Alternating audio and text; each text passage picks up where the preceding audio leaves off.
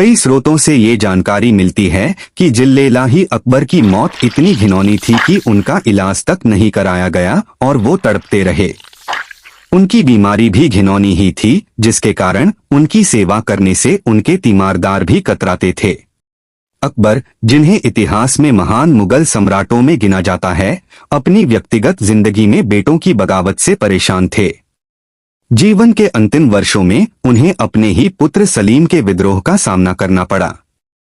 कई इतिहासकारों ने यहाँ तक आरोप लगाए हैं कि उनकी मृत्यु में सलीम की भूमिका संदिग्ध रही।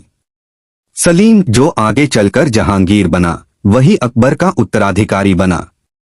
अकबर भारतीय मूल का नहीं था। उसके पूर्वज मंगोल सरदार थे और वह तैमूर लंका वंशज था। उसकी मां फारसी थी। उसका स्वभाव कभी कभी उग्र और क्रूर भी हो जाता था। फिर भी उसने शासन के लिए सभी वर्गों और धर्मों के लोगों को साथ लेने की नीति अपनाई। इस्लाम में पले बढ़े होने के बावजूद उसने हिंदुओं, पारसियों और ईसाइयों के साथ भेदभाव समाप्त किया और उन्हें प्रशासन में स्थान दिया।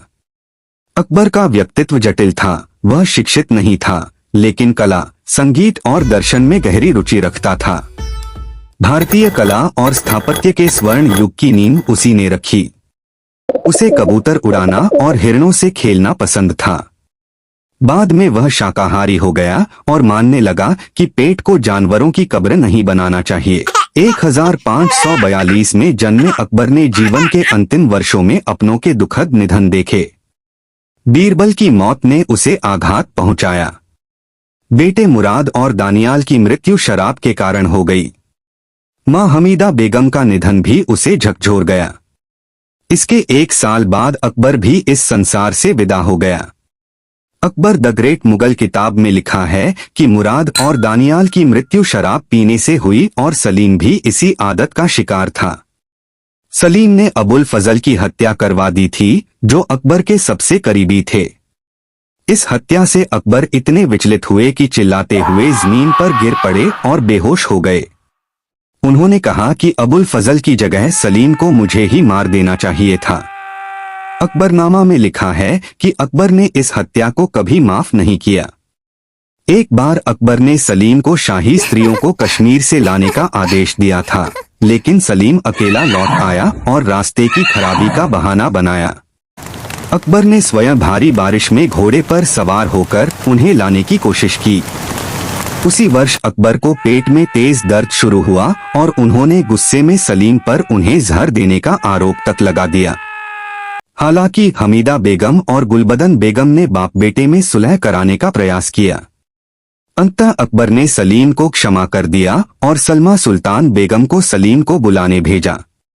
सलीम ने अकबर के चरणों में सिर रखकर माफी मांगी और अकबर ने उसे गले से लगा लिया। 1605 में अकबर को गंभीर पेचिश हो गया।